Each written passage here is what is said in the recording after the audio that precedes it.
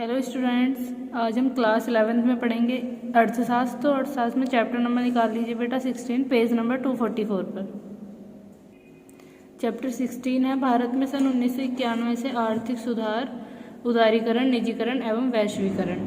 इसमें बेटा पढ़ेंगे हम भारत में सन 1991 से क्या क्या आर्थिक सुधार हुए थे। भारतीय अर्थव्यवस्था के अंतर्गत 1980 के दशक में अकुशल प्रबंधन व्यवस्था थी। सरकार प्रशासन चलाने और विभिन्न नीतियों के क्रियान्वयन के लिए सार्वजनिक उद्यम एवं करों के माध्यम से फंड एकत्रित करती थी। जब वह आय से अधिक हो जाता था तो सरकार को बैंकों, जनसामान्य तथा अंतर्राष्ट्रीय वित्तीय संस्थाओं से पैसा उधार लेना पड़ता था। बेटा, जब सरकार का जो व्यय था वो आय से अधिक हो जाता था तो सरकार क्या करती थी, बैंक से, जनसामान्य और अंतर्राष्ट्रीय वित्तीय संस्थाएं जो थी उनसे पैसा उधार लेती थी।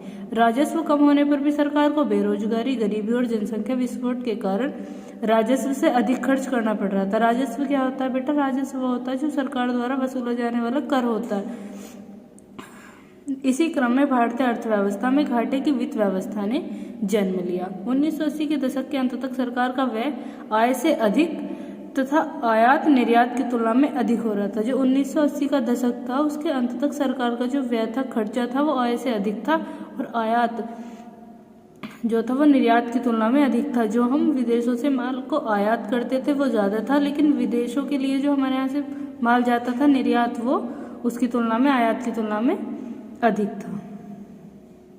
निर्यात की तुलना में आयात अधिक था।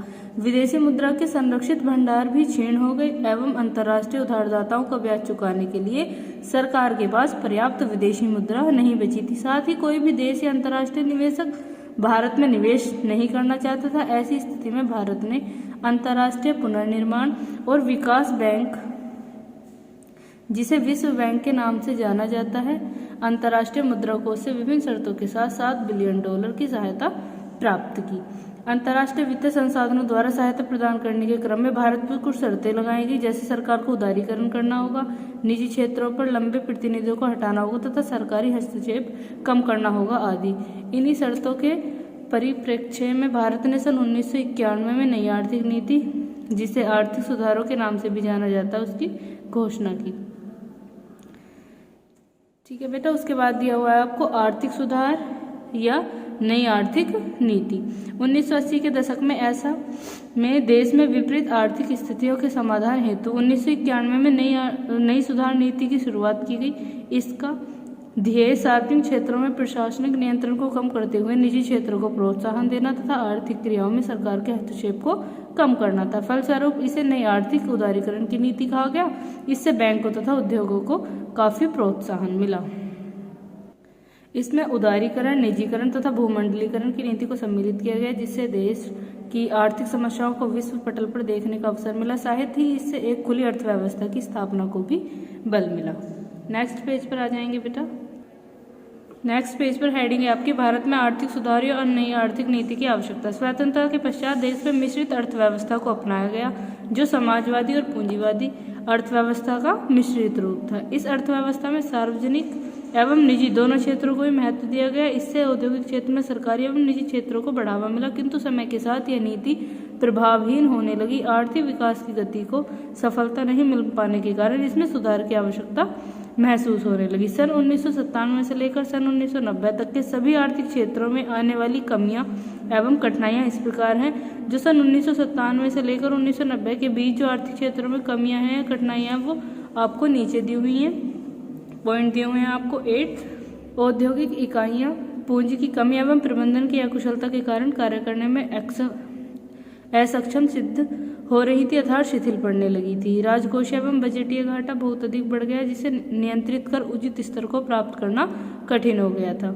मुद्रास्फीति की दर 2 अंकों की ऊंचाई को स्पर्श कर चुकी थी, जिससे पुरानी आर्थिक नीतियां लोगों को अधिक लाभ नहीं दिला पा रही थी। जो मुद्रास्फीति की जो दर थी वो ऊंची हो गई थी, जिससे जो पुरानी आर्थिक नीतियां थी उनसे लोगों को अधिक लाभ नहीं मिल पा रहा था। औद्योगिक जगत की कार्यकुशलता प्रभावित होने के कारण उत्पादन में वृद्धि की दर बढ़ने की अपेक्षा घटने लगी।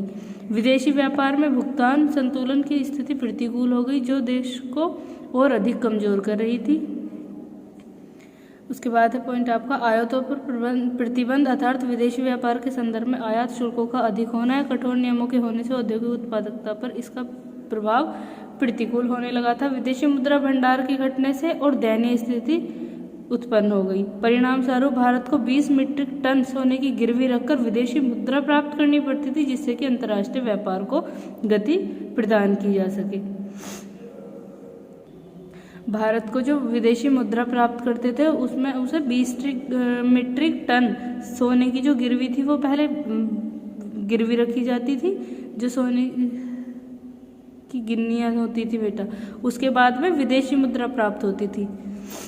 देश की आर्थिक स्थिति दयनीय हो जाने के कारण अंतर्राष्ट्रीय वित्तीय संस्थाएं वित्तीय सहायता देने में संकोच करने लगी थी, जिससे देश में की छवि वैश्विक स्तर पर खराब होने लगी थी। अतः इन कमियों को दूर कर देश की आर्थिक स्थिति को सुदृढ़ करने की दृष्टि से 1991 में आर्थिक सुधारों की आवश्यकता की गई, जो उदारीकरण, निजीकरण, भूमंडलीकरण के सिद्धांत पर आधारित थी। इस प्रकार भारत में नई आर्थिक नीति एवं उदारीकरण की शुरुआत हुई। 1991 में तत्कालीन वित्त मंत्री डॉक्टर मनमोहन सिंह द्वारा की गई जो उदारीकरण की शुरुआत थी वो 1991 में किसने की थी बेटा? डॉक्टर मनमोहन सिंह ने। ठीक है, नेक्स्ट आपको दिया हुआ है आर्थिक सुधार हेतु किए गए उपाय। जो आर्थिक सुधार किए थे उसके लिए क्या क्या उपाय किए गए, उसके बाद आपको हेडिंग दी हुई है, वो आपको खुद से पढ़ना है उपाय बेटा। उदारीकरण, उदारीकरण क्या होता है? उदारीकरण से आश्रय नियमों में ढील देकर निजी क्षेत्रों की भागीदारी को आर्थिक गतिविधियों में बढ़ाना होता है। यह ज्ञात है कि पुरानी नीतियों में निजी क्षेत्र के कार्य संचालन पर कई प्रकार के प्रतिबंध लगाए गए थे, अतः इस नीति में अत्यधिक ढील दी गई थी, जिससे उत्पादन, निवेश एवं बिक्री आदि के संबंधों में निजी क्षेत्र स्वतंत्र होकर आर्थिक क्रियाविधि में अपना योगदान दे सके। इस प्रकार निजी क्षेत्र को बंधन मुक्त करने का ध्येय ही उदारीकरण है। उसके बाद बेटा आपको उदारीकरण के उद्देश्य बताए हुए हैं, वो आपको खुद से रीड करने हैं। नेक्स्ट पेज पर है भारत सरकार द्वारा उदारीकरण हेतु किए गए प्रयास, कि भारत सरकार ने उदारीकरण के लिए क्या क्या प्रयास किए थे। खुद से चैप्टर रीड करेंगे बेटा। फिर निजीकरण बताया हुआ है आपको पेज नंबर 247, हेडिंग है आपकी निजीकरण।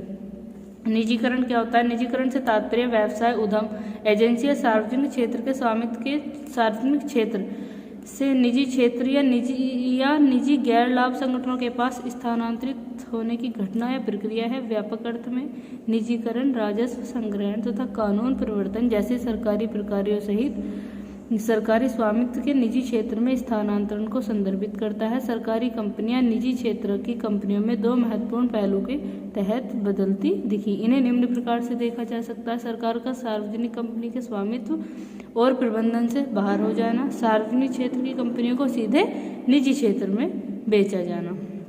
नोट दिया हुआ है, किसी सार्वजनिक क्षेत्र के उपक्रम को इक्विटी के माध्यम से निजी व्यक्ति या संस्था को बेचना विनिवेश कहलाता है। इसका मुख्य ध्येय वित्तीय अनुशासन बढ़ाना तथा आधुनिकीकरण को बढ़ावा देना होता है। इसके माध्यम से उपक्रमों में सुधार का प्रयास किया जाता है। नेक्स्ट पेज पर आपको इसके निजीकरण के उद्देश्य बताए हुए हैं। भारत में निजीकरण हेतु सरकार द्वारा किए गए प्रयास बताए हुए हैं। बेटा चैप्टर आपको खुद से रीड करना है ये। इसके बाद वैश्वीकरण है पेज नंबर 249 पर, वैश्वीकरण रीड करेंगे। पूरा चैप्टर आपको खुद से कंप्लीट करना है। वैश्वीकरण तक पढ़ लेंगे बेटा। इसके बाद का जो बाकी का चैप्टर है वो हम कल करेंगे।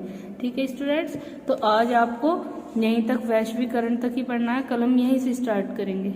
ठीक है बेटा, थैंक यू।